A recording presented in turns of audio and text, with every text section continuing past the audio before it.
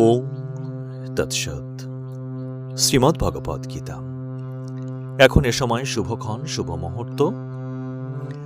কেননা শ্রীমদ্ ভগবদ গীতার অমৃতত্ব শ্রবণ করবার সময় হয়েছে এখন।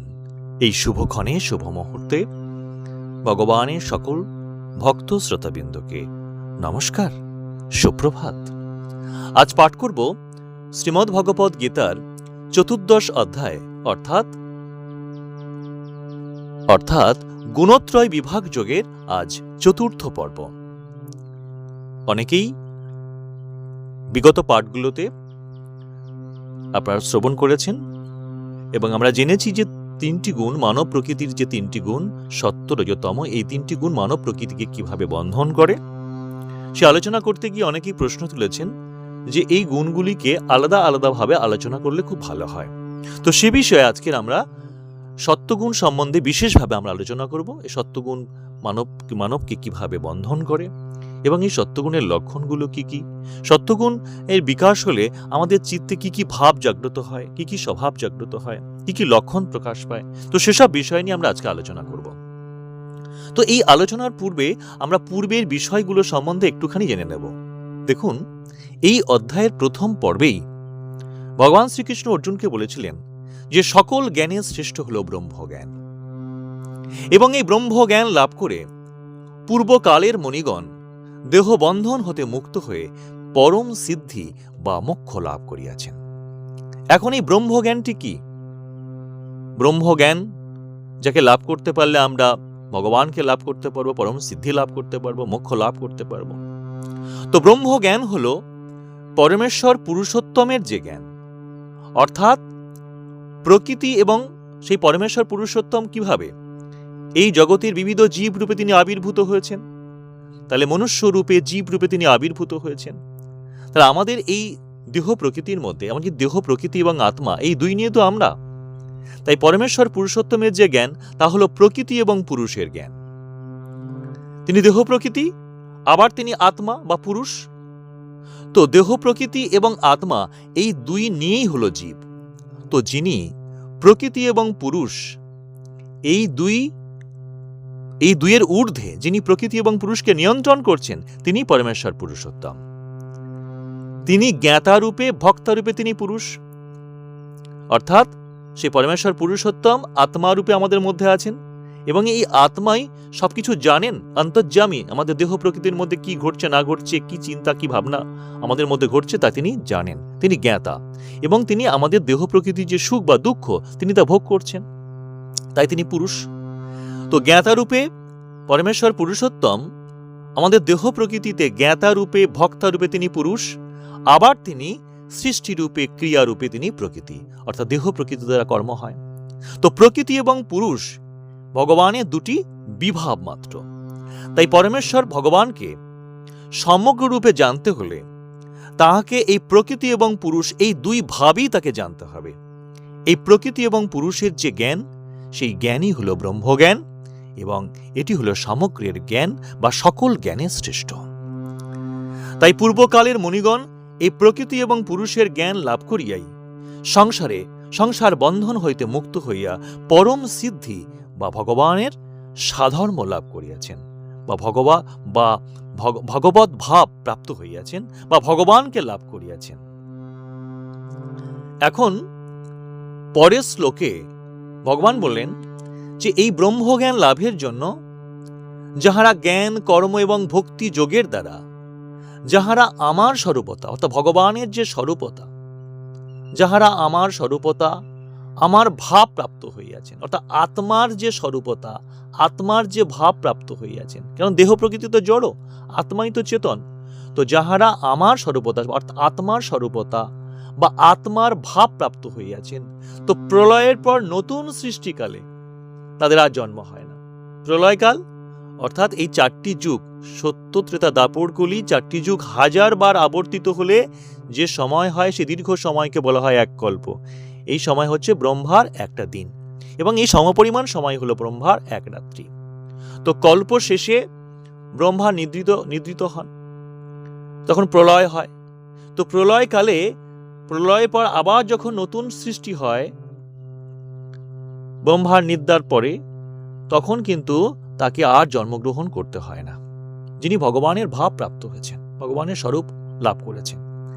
এবং প্রলয়ের পরে, প্রলয়কালে যে বিলয়ের যে দুঃখ, যে কষ্ট বা দুঃখ যন্ত্রণা, তা অনুভব করতে হয় না। বা আমাদের এই মৃত্যুময় জীবনে, আমাদের এই দেহ ত্যাগের সময় যে কষ্ট, সেই কষ্ট আমাদের ভোগ করতে হয় না। ভগবানের, যিনি ভগবানের স্বরূপতা বা ভগবানের ভাব প্রাপ্ত হয়েছেন, তাকে এই কষ্ট ভোগ করতে হয় না বা নতুন করে তাকে জন্মগ্রহণ করতে হয় না। অর্থাৎ সাধনার মধ্য দিয়ে ভগবানের সাধর্ম লাভ করতে পারলেই এই সংসারে আর জন্মগ্রহণ করতে হবে না এবং মৃত্যুকালে কষ্টও ভোগ করতে হবে না। এখন এখানে ভগবানের সাধর্ম বলতে কি বোঝাচ্ছে? ভগবানের সাধর্ম আসলে কি? সাধর্ম বলতে ভাগবত ভাব বা ভাগবত জীবন। ভাগবত কথার অর্থ হলো ভগবান। ভগবানের যে ভাব বা ভাগবত জীবন লাভ, এই ভাগবত ভাব বা ভগবানের জীবন লাভ করতে হলে এই মৃত্যুময় সাংসারিক জীবনের ঊর্ধ্বে উঠে বা দেহ প্রকৃতির বন্ধন থেকে মুক্ত হয়ে ভগবানের আধ্যাত্মিক প্রকৃতিতে প্রতিষ্ঠিত হতে হবে। সেটা কি? ভগবানের আধ্যাত্মিক প্রকৃতি হলো আত্মা। এই আত্মার স্বরূপে প্রতিষ্ঠিত হতে হবে। আত্মা যেমন যেমন তার ভাব, সেই স্বরূপে প্রতিষ্ঠিত হতে হবে। আত্মার স্বরূপ কি? আত্মার স্বরূপ হলো নির্বিকার, কাম ক্রোধ লোভ মোহ অহংকারহীন। আত্মা নিষ্ক্রিয়, আত্মা কোনো কর্ম করে না, দেহ প্রকৃতি কর্ম করে। তাহলে আত্মা নির্বিকার, কাম ক্রোধ লোভ মোহ অহংকারহীন। আপনাকেও সে কাম ক্রোধ লোভ মোহ অহংকারহীন হতে হবে, নিষ্ক্রিয় হতে হবে। আত্মা কোনো কর্ম করে না, তাহলে আপনিও আপনার দেহ প্রকৃতি কর্ম করবে, কিন্তু আপনি কোনো কর্ম করবেন না। অর্থাৎ আত্মাতে চিত্তকে স্থিত করে আপনাকে কর্ম করতে হবে। নিষ্ক্রিয়, নির্লিপ্ত, আপনি এমনভাবে কর্ম করবেন যে কোনো কিছুতে লিপ্ত হবে না। দেহ প্রকৃতির দ্বারা আপনি দেহ প্রকৃতির যে ভাব দ্বারা আপনি কর্ম করবেন না, তাহলে আপনি নির্লিপ্ত হবেন। তাহলে আপনাকে আত্মার স্বরূপে পরিণত হতে হলে আপনাকে নির্বিকার হতে হবে, নিষ্ক্রিয়, নির্লিপ্ত, উদাসীন হতে হবে। সুখ দুঃখ লাভ ক্ষতি পাপ পুণ্যে উদাসীন হতে হবে। কেমন? তাহলে আপনি ভগবানের আধ্যাত্মিক প্রকৃতিতে প্রতিষ্ঠিত হতে পারবেন। অর্থাৎ আমি দেহ নই, আমি আত্মা, এই আত্মার স্বরূপে প্রতিষ্ঠিত হতে হবে। এখন আত্মার স্বরূপ কি আমরা বললাম, আলোচনা করলাম। তো অর্থাৎ সাধক যখন তার দেহ মনের ইচ্ছা দ্বারা চালিত হয়, যখন সে দেহ মনের ইচ্ছা দ্বারা চালিত হয়, তখন সে অজ্ঞানতা দ্বারা চালিত হয়। কারণ দেহ হলো জড়বস্তু, এর পরিবর্তনশীল, বিনাশ আছে, এটি অসৎ বস্তু। কিন্তু যখন সে ইন্দ্রিয় মনের ইচ্ছার বন্ধন হতে বা দেহস্থ সুখের বন্ধন হতে আপনাকে মুক্ত করে জ্ঞান ভক্তি এবং কর্ম দ্বারা ভগবানের সহিত নির্বিকার, নিষ্ক্রিয়, নির্লিপ্ত, উদাসীন দ্রষ্টারূপে, সাক্ষী রূপে যোগস্থাপন করে, তখনই সে ভগবত ভাব বা ভগবত জীবনে প্রতিষ্ঠিত হয়, আর তখনই তিনি ভগবানের সাধর্ম লাভ করেন। এরপর ভগবান বললেন, এই যে প্রকৃতি এবং পুরুষ, এর মধ্যে মূল প্রকৃতি আমার গর্ভধান স্থান, এবং এই মূল প্রকৃতিতে আমি গর্ভধান ক্রিয়া সম্পাদন করি, এবং তার থেকেই সর্বভূতের উৎপত্তি হয়ে থাকে। এখন প্রশ্ন হতে পারে, এই মূল প্রকৃতি কি যেখানে ভগবান গর্ভধান ক্রিয়া সম্পাদন করেন? মূল প্রকৃতি হল ভগবানের দেহ প্রকৃতির মূল অংশ। ইহা অব্যক্ত, অপ্রকাশিত, ইহা ত্রৈগুণ্য, তিনটি গুণের সমাহার। ইহাই জগতের মূল উপাদান। ইহা অনাদি, অনন্ত, নিত্য, অতি সূক্ষ্ম, অখিল নিরাবয়ব, এর কোনো আকার নেই। ইহাই মূল প্রকৃতি। ইহা জড়, প্রাণময় নয়, ইহা জড়। অর্থাৎ সত্য রজ তমগুণের সাম্য অবস্থা। এই গুণগুলি যখন সমান থাকে তখন সৃষ্টি ক্রিয়া হয় না। এই জড় প্রকৃতিতে চেতন পুরুষ বা আত্মার সংযোগ ঘটলেই প্রকৃতির তিন গুণের মধ্যে বৈষম্য দেখা দেয়, আর তখনই সৃষ্টিক্রিয়া শুরু হয়। অর্থাৎ গুণবৈষম্যই হল সৃষ্টির কারণ। এখন ভগবান বলছেন যে এই জগতে কি দেবতা কি মানুষ, কি দেবতা কি মানুষ অর্থাৎ কি দেবী কি মানবী, এই বিভিন্ন দেবীর গর্ভে যে বিভিন্ন জীবের উৎপত্তি হয়, আমি তাহাদের সৃষ্টিকর্তা এবং আমি একাধারে তাহাদের পিতা, আবার আমি তাহাদের মাতা। পিতারূপে আমি সৃষ্টির বীজ অর্থাৎ চিৎ সংকল্প আমারই যোনিস্বরূপ মূল প্রকৃতিতে আমি নিহিত করি, আবার আমি মাতৃরূপে সেই বীজ সংযোগে গর্ভধারণ করিয়া বিবিধ ভূতজাত জীবমূর্তি আমি প্রসব করি। অর্থাৎ ভগবান বলছেন আমি বীজপ্রদ পিতা, আবার আমি গর্ভধারিণী মাতা। তাহলে এই যে দেহ প্রকৃতি এবং আত্মা, এই দুয়ের সংযোগেই কিন্তু জীবের উৎপত্তি হয়। দেহ প্রকৃতি হলো মাতা এবং আত্মা হলো পুরুষ। এই দুটি কোনো স্বতন্ত্র সত্তা নয়, ভগবানের দুটি বিভাব মাত্র। এবং এই প্রকৃতি এবং পুরুষের যে মিলনেই যে সমগ্র সকল জীবের উৎপত্তি হয়, সকল দেবদেবী বা সকল মনুষ্য সকল জীবের উৎপত্তি হয়। তো ভগবান বলছেন এই প্রকৃতি এবং পুরুষের যে সংযোগ তিনিই ঘটান। অর্থাৎ প্রকৃতি এবং পুরুষ এই উভয়ের সংযোগ কিন্তু তাদের ইচ্ছাধীন নয়, এবং তাদের যে ইচ্ছাধীন তো নয়, এবং এই প্রকৃতি পুরুষ স্বতন্ত্র নয়, আলাদাও কিছু নয়। এবং প্রকৃতি পুরুষের যে মিলন, এটা কোনো আকস্মিক ব্যাপার নয়, ভগবানই এই সংযোগ ঘটিয়ে থাকেন। এটি ভগবানের কথা। ভগবান প্রকৃতি পুরুষের সংযোগের মধ্য দিয়ে মূল প্রকৃতির সঙ্গে চেতন সত্তার সংযোগ ঘটিয়ে তিনি কি দেবতা কি মনুষ্য এই সর্বজীবে তিনি সৃষ্টি করছেন। তিনি পিতা, তিনি মাতা। এখন প্রশ্ন হতে পারে যে কি করে তা সম্ভব।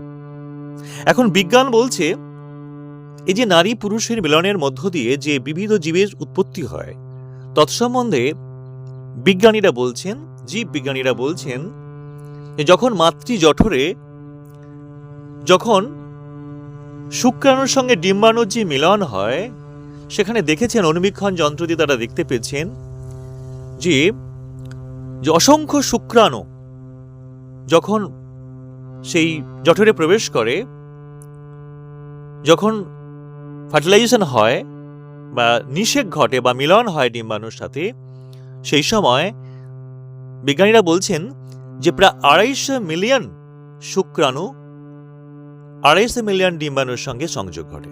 কিন্তু এই 250 মিলিয়ন যে শুক্রাণু একটু অতি সূক্ষ্ম, এবং তাদের প্রত্যেকটি ডিম্বাণুর প্রত্যেকটি শুক্রাণুর কিন্তু জেনেটিক্যালি কিন্তু তাদের চরিত্র আলাদা, তাদের স্বভাব আলাদা। তো আমি বা আপনি আমরা যে জন্মগ্রহণ করব এই 250 মিলিয়ন শুক্রাণু বা ডিম্বাণুর মধ্যে কোনটি আমি, সেটা কিন্তু নির্ভর করছে স্বয়ং ভগবানের উপর। এটি প্রকৃতি বা পুরুষের উপর নির্ভর করছে না। কি আশ্চর্য! বিজ্ঞানীরা বলছেন এই প্রত্যেকটি শুক্রাণুর চরিত্র আলাদা, তারা জেনেটিক্যালি প্রত্যেকেই আলাদা, কিন্তু কোনটা আমি এটা নির্ভর করবে ভগবান। এবং আশ্চর্য এটাই যে প্রত্যেকটি শুক্রাণুর ভেতরে বা ডিম্বাণুর ভেতরে 0.8 জিবি করে ডাটা রাখা আছে। 0.8 জিবি ডাটা লিপিবদ্ধ আছে। আমরা যে বলি যে পূর্বজন্মের কর্মের ফল অনুযায়ী এই দেহ পেয়েছি, এই সত্য তারা উপলব্ধি করেছেন যে কি করে ডাটা তার মধ্যে এলো। এবং প্রত্যেকের ডাটা কিন্তু আলাদা। 250 মিলিয়ন যে শুক্রাণু আছে, প্রত্যেকটি শুক্রাণুর কিন্তু ডাটা আলাদা, কিন্তু কোনটা আমি সেটা নির্ভর করছে ভগবানের উপর। কোন শুক্রাণুটি গিয়ে ডিম্বাণুর সঙ্গে যুক্ত হয়ে ফার্টিলাইজেশন হবে, সেটা কিন্তু নির্ভর করছে ঈশ্বরের কাছে, ঈশ্বরের উপর। এবং কি আশ্চর্য, যখন শুক্রাণুটি বিশেষ শুক্রাণুটি যখন ডিম্বাণুকে অ্যাটাক করে বা তার মধ্যে প্রবেশ করে, ডিম্বাণুর মধ্যে প্রবেশ করে, তখন কিন্তু এটি জ্যোতি বিচ্ছুরিত হয়। শক্তিশালী অনুবীক্ষণ যন্ত্র দেখতে পাচ্ছেন জ্যোতি বিচ্ছুরিত হয়েছে। আমরা জানি ভগবানের যে চেতন সত্তা পুরুষ বা স্বয়ং ভগবান, জ্যোতিস্বরূপ, সূক্ষ্মাতি সূক্ষ্ম জ্যোতিস্বরূপ। তাই বিজ্ঞান এ বিষয়ে কিন্তু যা বলছেন তা আধ্যাত্মিকতার সঙ্গে ভগবানের এই যে সৃষ্টি রহস্যের সঙ্গে কিন্তু অনেকটাই মিল, প্রায় সবটাই মিল। তাই এই জন্য ভগবান বলছেন যে প্রকৃতি পুরুষের যে জ্ঞান, সেটি জ্ঞানই হলো যথার্থ জ্ঞান, ইহাই সমগ্রের জ্ঞান এবং সকল জ্ঞানের শ্রেষ্ঠ। তাই প্রকৃতি এবং পুরুষের উভয়ের জ্ঞান আমাদেরকে অর্জন করতে হবে, লাভ করতে হবে। কি প্রকৃতির, আমাদের দেহ প্রকৃতির স্বরূপ কি বা আত্মার স্বরূপ কি, এই প্রকৃতির উপাদান কি, এই আত্মার উপাদান কি, স্বরূপ কি, এই তৎসম্বন্ধে আমাদের জানতে হবে। এখন পরের শ্লোকে ভগবান বললেন, সত্যং রজস্তমং ইতি গুণাঃ প্রকৃতি সম্ভবা নিবদ্ধন্তি মহাবাহ দেহি দেহি নৌমব্যম। বলছেন, হে মহাবাহ, সত্য রজ তম এই ত্রিবিধ গুণ প্রকৃতি হইতে উৎপন্ন হয় এবং ইহারাই প্রাণী দেহে অব্যয় আত্মাকে, অপরিবর্তনীয় আত্মাকে বা আত্মাকে আবদ্ধ করে। অর্থাৎ এই সকল গুণে বশীভূত হয়ে যখন জীব কর্ম করে, তাহার ফলে জীব সংসারে আবদ্ধ হয়, অর্থাৎ বারংবার জন্ম মৃত্যুর অধীন হয়ে সে দুঃখ যন্ত্রণা ভোগ করতে থাকে। তাই পূর্বেই ভগবান বলেছেন যে ত্রিবিগুণময়ী ভাবী রবি সর্বমেদং জগৎ মহিতং নাভিজানাতি মামেভ্য পরমভয়ম। ত্রিগুণময়ী দৈবী মায়ায় সমগ্র জগৎ মোহিত হয়ে আছে, আর এই মোহকে ত্যাগ করে কেহই আমাকে জানিতে পারে না। ভগবানকে আমরা কেউই জানতে পারছি না, কারণ এই দেহ প্রকৃতির যে তিনটি গুণ, সেই তিনটি গুণের ভাব বা স্বভাবের মায়ায় আমরা আবদ্ধ হয়ে কর্ম করছি অজ্ঞানতা দ্বারা, ফলে আমরা নিজেকে জানতে পারছি না। তাই ভগবান পরের শ্লোকে বলেছিলেন যে দৈব হেষা গুণময়ী মম মায়া দূরত্বয়া মামেবো যে প্রপদ্যন্তে মায়া মে তাং দরন্তিতে। বলেছিলেন, আমার এই ত্রিগুণময়ী দৈবী মায়া অতিক্রম করা অত্যন্ত কঠিন, কেবল যাহারা আমাকে আশ্রয় করেন তাহারাই এই মায়া হতে মুক্তি লাভ করেন। এই মায়া দৈবী অর্থাৎ দেবতা রূপী প্রকৃতি হইতে জাত। এই যে সত্য রজ তম গুণ, এগুলো দেহ প্রকৃতিতে থাকে এবং এগুলি আমাদের দেহস্থ ইন্দ্রিয় মন বুদ্ধিকে সাত্ত্বিক, রাজস্বিক এবং তামসিক ভাবে ভাবিত করে, এবং এদের ধর্ম এই যে এরা মানব চিত্তে ভ্রম উৎপাদন করে, মানুষকে ভুল পথে চালিত করে। তাই এদেরকে বলা হয় ভ্রমাত্মিকা শক্তি। অর্থাৎ এই শক্তি দ্বারা জীব মোহিত হলে, এই শক্তি দ্বারা জীব, এই স্বভাব বা শক্তি দ্বারা জীব চালিত হলে সে নিজেকে জানতে পারে না যে আমি কে, কি আমার স্বরূপ, আমি যে ভগবানের সন্তান, আমি যে ভগবানের সন্তান, এটা জানতে পারে না। অর্থাৎ নিজের প্রকৃত স্বরূপ সে জানতে পারে না, আর এজন্যই সে ভগবানকে জানতে পারে না। আর এজন্যই সে সাত্ত্বিক, রাজসিক, তামসিক ভাব, এই যে সাত্ত্বিক, রাজসিক, তামসিক ভাব, এই ভাবটাকে তো বলা হয় মায়া, তাই তো? এবং এই ভাবের দ্বারা মোহিত হয়ে আমরা কর্ম করছি, যাকে বলা হয় অজ্ঞানময় কর্ম। এই ভাব বা মায়া ভগবানেরই মায়া, এগুলো ভগবান হইতে উদ্ভূত হয়, তিনি মায়ার অধীশ্বর। মায়া তার উপর কোনো প্রভাব বিস্তার করতে পারে না। কিন্তু জীব এই ত্রিগুণের ভাবে ভাবিত হয়ে কর্ম করে, জীব মায়ার অধীন। ভগবান কি বলেন? প্রকৃতিং সমবষ্টব্য বৃষি জামি পুনঃ পুনঃ ভূতগ্রামমি মং কৃষ্ণমবসং প্রকৃত্যে বর্ষাৎ। বলছেন, আমি নিজ প্রকৃতিকে বশীভূত করিয়া প্রকৃতির অধীন অবশ জীব সকলকে আমি বারংবার সৃষ্টি করিয়া থাকি। ভগবান এই প্রকৃতির অধীন করে আমাদেরকে সৃষ্টি করেছেন, প্রকৃতির ভাবের অধীন করে সৃষ্টি করেছেন, বা মায়ার অধীন করে আমাদেরকে সৃষ্টি করেছেন। অর্থাৎ এই তিন গুণের যে ভাব বা তিন গুণের যে খেলা, সেই খেলাই হলো মায়া। গুণ শব্দের অর্থ হচ্ছে রজ্জু বা দড়ি। রজ্জু বা দড়ি যেমন বস্তু সকলকে বন্ধন করে, তেমনি এই গুণ সকল বা গুণের যে ভাব বা মায়া এই জীবকে সংসারে আবদ্ধ করে। সহজেই এই ভাব বা মায়াকে ত্যাগ করা যায় না, তাই এই মায়া হলো দূরত্বয়া। এখন প্রশ্ন হতে পারে, এই মায়া যদি দূরত্বয়া হয়, তাহলে জীবের মুক্তির উপায় কি? জীব কি চিরকাল মায়ার বন্ধনে আবদ্ধ থাকবে? এই প্রশ্নের উত্তরে ভগবান বলছেন, জীবের মুক্তির উপায় আছে। জীব যদি আমার শরণাপন্ন হয়, আমার উপর সম্পূর্ণভাবে নির্ভর করে। কার উপর? আত্মশক্তিতে, আত্মস্বরূপে সে যদি চলতে পারে, আমি আত্মা, আমি নির্বিকার, নিষ্ক্রিয়, নির্লিপ্ত, উদাসীন, এই স্বরূপে যদি চলতে পারে, তবেই সে মায়ার বন্ধন হতে মুক্তি লাভ করতে পারে। অর্থাৎ যিনি মায়া রচনাকার বা নির্মাতা, তাহার শরণাপন্ন হতে হবে, তবেই মুক্তি লাভ সহজ হবে। অর্থাৎ মানুষকে যদি তার প্রকৃত স্বরূপে ফিরে যেতে হয়, যদি তাকে ভগবানের সাধর্ম লাভ করতে হয়, ভগবানের মতো পূর্ণ জ্ঞান, পূর্ণ পবিত্রতা, পূর্ণ সুখ, পূর্ণ শান্তি, পূর্ণ প্রেমকে অর্জন করতে হয়, ভগবানের মধ্যে পূর্ণ হতে হয়, তবে এই দেহ প্রকৃতির ত্রিগুণের বন্ধন থেকে তাকে মুক্ত হতে হবে, এই ত্রিগুণের ভাব থেকে তাকে মুক্ত হতে হবে। তাই এই ত্রিগুণের বন্ধনের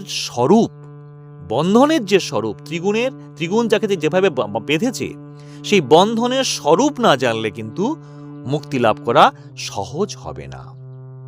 তাহলে আমরা জানতে পারলাম যে সত্য, রজ এবং তম এই তিনটি গুণ দেহ প্রকৃতির গুণ, এবং এই তিনটি গুণের ভাবই হলো মায়া, এবং এই ত্রিগুণের ভাব সকল জীব দেহে অব্যয় আত্মাকে আবদ্ধ করে। অর্থাৎ এই সকল গুণের দ্বারা চালিত হয়ে জীব যে কর্ম করে, তাহার ফলে সে সংসারে আবদ্ধ হয়, অর্থাৎ বারংবার জন্ম মৃত্যুর অধীন হয় আর দুঃখ কষ্ট যন্ত্রণা ভোগ করে। জগতের এমন কোনো জীব বা পদার্থ নেই যার মধ্যে এই তিনটি গুণ নেই। সমস্ত কিছুই এই তিন গুণের অধীন। মানুষের মনে যে সুখ দুঃখের যে অনুভূতি, এ সমস্তই কিন্তু এই তিন গুণের থেকে উৎপন্ন হয়। এই তিন গুণের ক্রিয়া বা কাজ কখনো পৃথক পৃথক হয় না, এরা আলাদা আলাদা ভাবে কাজ করে না, এরা প্রত্যেকের সঙ্গে কিন্তু মিশে থাকে, জড়িত থাকে। তবে কোনো গুণ অপর গুণকে বশীভূত করে কিন্তু কখনো কখনো বিশেষ হয়ে ওঠে, এবং এই তিন গুণের অন্তর্নিহিত যে শক্তিগুলির প্রতি দৃষ্টিপাত করলে দেখা যায় যে তমগুণের যে স্বরূপ, তমগুণটি কেমন? তমগুণ হচ্ছে স্থিতিশীলতা বা অজ্ঞানতা, সে নড়তেই চায় না, অলস ভাব, অজ্ঞানতা, বিচারহীনতা, বিচার শক্তিহীনতা। এমন মানুষ আছে দেখা যায় বিচার করবার ক্ষমতা নেই, কোনটা ঠিক কোনটা ভুল বোঝে না, অজ্ঞানতা দ্বারা জীবনযাপন করেন, পরনির্ভর। তো এই তমগুণের ভাবটা হচ্ছে স্থিতিশীলতা, অলসতা, কর্মহীনতা, অজ্ঞানতা, পরনির্ভরতা, বিচার শক্তিহীনতা, এই তমগুণের লক্ষণ, তমগুণের ভাব এটি। রজগুণের স্বরূপ হচ্ছে ক্রিয়াশক্তির মূল, কর্মপ্রবণতা, কর্মই জীবন, কর্মের মধ্যে যিনি সর্বদাই লিপ্ত আছেন, তিনি রজগুণের স্বরূপ, তিনি রজগুণ স্বরূপ, তার মধ্যে রজগুণটাও প্রকট আছে, বুঝবেন। আর সত্যগুণ, যিনি জ্ঞান, ঐক্য, সামঞ্জস্য বিধায়ক, যিনি জ্ঞানের পথে, ঐক্যের পথে, সামঞ্জস্যের পথে চলছেন, জ্ঞান, ভক্তি, বিবেক, বৈরাগ্য নিয়ে যিনি জীবনযাপন করেন, ভাবতে হবে তার মধ্যে সত্যগুণটা বিকশিত হয়েছে, তিনি সত্যগুণ প্রধান। তো প্রথমেই সত্যগুণ সম্পর্কে ভগবান বললেন, তত্র সত্যং নির্মলাত্মাৎ প্রকাশ কমলায়ম সুখ সঙ্গেন বদ্ধতি জ্ঞান সঙ্গেন চানঘ। অর্থাৎ এই তিন গুণের মধ্যে সত্যগুণ হচ্ছে নির্মল, এবং নির্মল বলে এটা চৈতন্যের অভিব্যঞ্জক, অর্থাৎ আত্মস্বরূপকে প্রকাশিত করে, আত্মাকে প্রকাশিত করে। তাহলে এই তিন গুণের মধ্যে সত্যগুণ নির্মল বলে চৈতন্যের অভিব্যঞ্জক এবং সুখেরও ব্যঞ্জক। কারণ চৈতন্য প্রকাশিত হলে, জ্ঞান প্রকাশিত হলে সুখেরও প্রকাশ হবে। তাই সত্যগুণ জীবকে সুখের আসক্তি বা জ্ঞানের আসক্তি দ্বারা এই সংসারে আবদ্ধ করে। তো গুণ সকল কি প্রকারে অব্যয় আত্মাকে বা জীবকে সংসারে আবদ্ধ করে, একথা বলতে গিয়ে ভগবান শ্রীকৃষ্ণ প্রথমেই বলছেন, সত্যগুণের কথা বলছেন, যে সত্যগুণ চিত্তকে শুদ্ধ এবং নির্মল করে বলে সত্যগুণ জ্ঞানের প্রকাশক, জ্ঞানকে জাগ্রত করে। কারণ যখন আমরা নিজেকে দেহ মনে করে দেহস্থ সুখের বাসনায় আমরা জীবন যাপন করি, দেহস্থ সুখের জন্য কর্ম করি, তখন বিষয়ের বাসনার বিষয়ের আকর্ষণে যখন আমরা কর্ম করি বা বিষয়ের সুখের আশায় বা দেহস্থ সুখের বশবর্তী হয়ে যখন কর্ম করি, তখন আমাদের চিত্তে নানা মলিনতা আসে। কি সেই মলিনতাগুলো? স্বার্থ, ক্রোধ, লোভ, মোহ, অহংকার। নিজেকে দেহ মনে করে দেহস্থ সুখের জন্য যখন কর্ম করি, তখন আমাদের দেহ মনের মধ্যে, ইন্দ্রিয়, মন, বুদ্ধিতে নানা রকম মলিনতা আসে। স্বার্থ, ক্রোধ, লোভ, মোহ, অহংকার, এই মলিনতাগুলো আসে।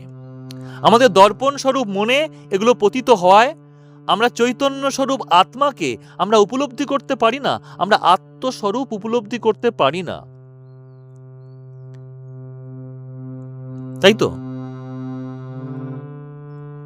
তো এই মোহ মলিনতাকে সত্ত্বগুণ কি করে? এই মোহ মলিনতাকে দূর করে চিত্তে একটা নির্মলতা প্রদান করে। আর তখনই আমরা আমাদের স্বরূপ উপলব্ধি করতে পারি। আত্মস্বরূপ তখন প্রকাশিত হয়, আত্মা তখন বিকশিত হয়, প্রকাশিত হয়। এই জন্য সত্ত্বগুণকে প্রকাশক বলা হয়েছে। কারণ আমাদের যে আত্মা, সেটা আমাদের দেহের মধ্যে যে আবর্জনাগুলো আছে, যে মলিনতাগুলো আছে, কাম, ক্রোধ, লোভ, মোহ, অহংকার, এই মলিনতার দ্বারা কিন্তু সেই আত্মা, আমাদের আত্মস্বরূপটা কিন্তু ঝাপসা হয়ে আছে। যদি আমাদের মন বুদ্ধি থেকে এই সমস্ত মলিনতাগুলোকে দূরে চলে যায়, সরে যায়, যদি আমরা দেহ প্রকৃতির অধীন না হয়ে আমরা আত্মাতে চিত্তকে স্থিত করে কর্ম করি, তখনই কিন্তু আত্মা বিকশিত হয়, প্রকাশিত হয়। তো সত্ত্বগুণকে আশ্রয় করতে পারলেই, সত্ত্বগুণকে আশ্রয় করতে পারলেই এই আত্মার আত্মস্বরূপ প্রকাশিত হয়ে ওঠে। তাই সত্ত্বগুণকে প্রকাশক বলা হয়েছে। এই সত্ত্বগুণ চিত্ত হতে দুঃখ, গ্লানি, ব্যাধি এবং অবসাদ দূর করে চিত্তকে সুস্থ, শান্ত এবং প্রসন্ন করে। তবে ইহা দ্বারা কিন্তু অহংকার বা অজ্ঞানতা দূর হয় না। আমি জ্ঞানী, আমি সুখী, এই ভাবটি কিন্তু চিত্তকে অধিকার করে থাকে। অর্থাৎ সত্ত্বগুণ চিত্তকে নির্মল করে জ্ঞানের প্রকাশ ঘটালো। ইহা জ্ঞান এবং সুখের আকর্ষণ দ্বারা জীবকে সংসারে আবদ্ধ করে। কোন গুণ চিত্তের কোন অবস্থা উৎপাদন করে কথা বলতে গিয়ে ভগবান বলছেন সত্যং সুখে সঞ্জায়তি, অর্থাৎ সত্ত্বগুণ চিত্তকে সর্বদা সুখের অভিমুখী করে। অর্থাৎ দুঃখ ক্লেশের মধ্যে চিত্তের সুখ বা প্রসন্নতাকে সে ত্যাগ করে না। সত্ত্বগুণ প্রধান লোক কামনা বাসনা পূরণের জন্য ছটপট করে না, এবং এই ছটপট করে না বলে সে সুখের অনুভূতি অনুভব করে। কিন্তু সত্যের সঙ্গে রজ এবং তমগুণ মিশ্রিত থাকায় এই সুখ কিন্তু দীর্ঘস্থায়ী হয় না, এটা ক্ষণস্থায়ী। তাই চিত্তে নির্মল সুখ আসে না, নির্মল সুখ আসে না। তাহলে আমাদের মনে রাখতে হবে যে এই তিন গুণের মধ্যে কোন গুণ, এই গুণগুলির মধ্যে মনে রাখতে হবে যে কোন গুণ কিন্তু অপর গুণকে বশীভূত করে কখনো কখনো কিন্তু বিশেষ প্রধান হয়ে ওঠে। কেউ সত্ত্বগুণ, কারোর মধ্যে কেউ তমগুণাচ্ছন্ন ছিল, কিন্তু কখনো কখনো আবার সে সত্ত্বগুণ কিন্তু বিশেষ প্রধান হয়ে উঠতে পারে। হ্যাঁ, এই প্রাধান্যতা কিন্তু মানুষের চিত্তে বা স্বভাবে কখনো স্থায়ী রূপে আবার কখনো সাময়িকভাবে ঘটে থাকে। সাত্ত্বিক প্রকৃতির লোক কখনো কখনো তমগুণাচ্ছন্ন হতে পারে, রজগুণ সম্পন্ন হতে পারে। আবার কোনো রজ বা তমগুণ সম্পন্ন লোক আবার কিন্তু সৎসঙ্গে বা আধ্যাত্মিক জ্ঞানের স্পর্শে এসে তিনি আবার সত্ত্বগুণ সম্পন্ন হতে পারেন, সত্ত্বগুণ তার মধ্যে বিকশিত হতে পারে। তো জন্মকালে আমরা কেউ কেউ সাত্ত্বিক ভাব নিয়ে, সাত্ত্বিক ভাব প্রকট থাকতে পারে আমাদের মধ্যে, তার মধ্যে রজগুণ প্রকট থাকতে পারে। কিন্তু পরবর্তীকালে শিক্ষা, তারপরে সংসর্গ অর্থাৎ সৎসঙ্গ, বিবিধ এসব কারণের জন্য, পরিবেশের বিভিন্ন কারণের জন্য আমাদের সেই জন্মগত যে গুণ যেটা প্রকট আছে, সেটা কিন্তু আবার বিলীন হয়ে অন্য গুণ আমাদের প্রকট হয়ে উঠতে পারে। এখন সত্ত্বাদি গুণের কোনটি বৃদ্ধিপ্রাপ্ত হলে কি কি লক্ষণ উপস্থিত হয়, কোন লক্ষণ দ্বারা সত্তাদিগুণের উদ্ভব উপলব্ধি করা যায়, তৎসম্বন্ধে ভগবান কি বললেন? সত্তাদিগুণের কোনটি বৃদ্ধি পেলে, কি লক্ষণ উপস্থিত হলে,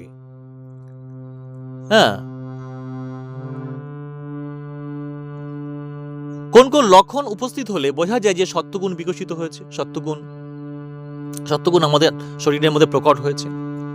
ভগবান বললেন, সর্বদারেষু দেহস্মিন প্রকাশ উপজায়তে জ্ঞানং যদা তদা বিদ্যৎ বিবিদ্ধং সত্য মিত্যতে।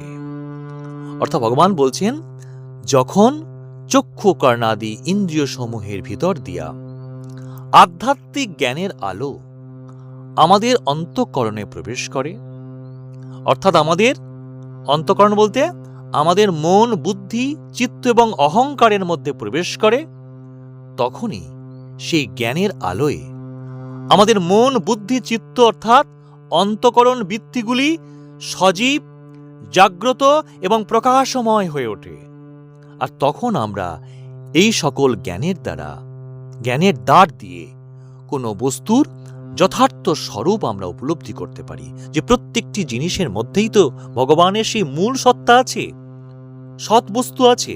তখন আমরা বস্তুর যথার্থ স্বরূপ উপলব্ধি করতে পারি। তখন চিত্তে একটা শান্ত, প্রশান্ত ভাব জেগে ওঠে, আর তখনই বুঝতে হবে সে সত্যগুণের উদ্ভব হয়েছে। ভগবান বললেন, কর্মণা সুকৃতস্য সাত্বিকং নির্মলা ফলম। অর্থাৎ বলছেন যে সাত্বিক পুণ্য কর্মের ফল নির্মল সুখ। রজ এবং তম গুণকে অভিভূত করে বা বশীভূত করে সত্যগুণ প্রধান হয়ে উঠলে ওই সময় চিত্তে কি হয় না, দয়া, ক্ষমা, পবিত্রতা, শান্ত ভাব, অহিংস এই ভাব জেগে ওঠে। ফলে এই ভাবের দ্বারা যখন সে কর্ম করে, দয়া, ক্ষমা, পবিত্রতা, শান্ত ভাব, অহিংস ভাবে যখন সে কর্ম করে, সেই কর্ম যে কর্ম করে তাহাই হচ্ছে সাত্বিক কর্ম। এরূপ কর্মকে সাধারণত পুণ্য কর্ম বলা হয়, এবং এই কর্মের ফল হচ্ছে শুদ্ধ এবং নির্মল হয়। সত্তৎ সংঘায়তে জ্ঞানং, সত্যগুণ হইতে জ্ঞান উৎপন্ন হয়। তো মনুষ্য সকল কোন গুণে প্রতিষ্ঠিত থাকলে তার কি গতি হয়, একথা বলতে গিয়ে ভগবান বলছেন, ঊর্ধ্বং গচ্ছন্তি সত্যস্তাঃ। অর্থাৎ সত্যগুণ সম্পন্ন লোক দিকের গতি হচ্ছে ঊর্ধ্ব দিকে, অর্থাৎ আত্মজ্ঞান বা ব্রহ্মজ্ঞান বা মোক্ষের দিকে তার গতি। ইহারা স্বর্গাদি লোকে গমন করে সত্যগুণের বিকাশ হলে। পরের শ্লোকে ভগবান বললেন, নন্নত নন্নং গুণেভ্য কর্তরং দৃষ্টানুপশ্যতি গুণভ্যশ্চ পরং বেত্তি মদ্ভাবং সোহধিগচ্ছতি। পরের শ্লোকে ভগবান বলছেন যে যখন কোনো তত্ত্বদর্শী ব্যক্তি, যিনি দেহ প্রকৃতির সম্বন্ধে জানেন, আত্মার সম্বন্ধে জানেন, দেহ প্রকৃতির স্বরূপ কি, আত্মার স্বরূপ কি, এই উভয় সম্বন্ধে যিনি জেনেছেন, যিনি তত্ত্বদর্শী, সেই তত্ত্বদর্শী ব্যক্তি বুঝতে পারেন যে তাহার সমস্ত কর্মই সত্তাদি গুণ দ্বারা চালিত হচ্ছে। যখন তিনি বুঝতে পারছেন যে আমার সমস্ত কর্ম সত্তাদি গুণ দ্বারা চালিত হচ্ছে, আমি আত্মজ্ঞানের সহিত কর্ম করছি এবং এই আমার আত্মা নির্লিপ্ত, আমি নির্বিকার, আমি কাম, ক্রোধ, লোভ, মোহ, অহংকার দ্বারা কর্ম করি না, আমি আমার সমস্ত কর্ম আত্মজ্ঞানের সহিত করছি, আত্মার স্বরূপ অনুযায়ী করছি, দেহ প্রকৃতির ইচ্ছা অনুযায়ী করছি না, তখন করছি। এবং যখন তিনি সেই গুণাতীত পরমাত্মাকে জানতে পারেন, গুণের অতীত, গুণের অধীশ্বর সেই পরমাত্মাকে যখন জানতে পারেন, তো এভাবে শুদ্ধ কর্ম করতে করতে যখন তার চিত্ত নির্মল বা শুদ্ধ হয়, পবিত্র হয়, তখন তিনি পরমাত্মাকে, আত্মা স্বরূপ পরমাত্মাকে তিনি জানতে পারেন, উপলব্ধি করতে পারেন। আর যখন তিনি উপলব্ধি করতে পারেন, যখন তিনি সেই পরমাত্মাকে প্রাপ্ত হন, সেই ভাব যখন প্রাপ্ত হন, তখন তিনি ভগবানের সাধর্ম প্রাপ্ত হবেন, অর্থাৎ ভগবানের ভাব প্রাপ্ত হবেন। তখনই তিনি পূর্ণ জ্ঞান, পূর্ণ প্রেম, পূর্ণ সুখ, সে পূর্ণতাকে অর্জন করতে পারবেন। তাই আমরা আমাদের দেহ প্রকৃতির যে ভাব, সেই ভাবের অধীন হয়ে কর্ম না করে আত্মজ্ঞানের সহিত আত্মার স্বরূপ অনুযায়ী যদি কর্ম করি, নির্বিকার নিষ্ক্রিয় ভাবে, নির্লিপ্ত ভাবে, যদি আমরা আকাঙ্ক্ষা এবং অহংকারকে ত্যাগ করে ভগবানের উদ্দেশ্যেই, ভগবানকে প্রীত করবার জন্য যদি আমরা আমাদের সাংসারিক কর্ম, সামাজিক কর্ম আমরা করতে থাকি, সমস্ত কর্ম যদি আমরা করতে থাকি ভগবানের উদ্দেশ্যে, আকাঙ্ক্ষা এবং অহংকারকে ত্যাগ করে, সেই কর্মই হলো শুদ্ধ এবং পবিত্র কর্ম বা সাত্ত্বিক কর্ম। এবং সেই কর্মের মধ্য দিয়ে আমাদের চিত্ত শুদ্ধ এবং নির্মল হবে। আর চিত্ত এবং শুদ্ধ নির্মল হতে পারলেই আমরা সেই আত্মজ্ঞান লাভ করতে পারবো, ব্রহ্মজ্ঞান লাভ করতে পারবো, এবং আমরা ভগবানের সাধর্ম লাভ করতে পারবো বা ভগবানের মতো পূর্ণতা অর্জন করতে পারবো, ভগবত জীবন লাভ করতে পারবো, ভগবত ভাব লাভ করতে পারবো। আর যেখানেই এই পাঠ কেমন লাগলো আপনারা লিখে জানান, কমেন্টে লিখুন। যদি কোনো প্রশ্ন থাকে আপনারা করবেন, আমি নিশ্চয়ই সেই প্রশ্নটি নিয়ে আমি পরবর্তী পাঠে আমি আলোচনা করব। আপনার প্রশ্ন তুলুন। কোনো বিষয় যদি বুঝতে অসুবিধা হয় আপনারা সেই বিষয়টি আমাকে কমেন্টে লিখুন, আমি নিশ্চয়ই সেই বিষয় নিয়ে বিস্তৃতভাবে আলোচনা করব। হরে কৃষ্ণ। আজ এখানেই। জয় গীতা। ওম তৎসৎ।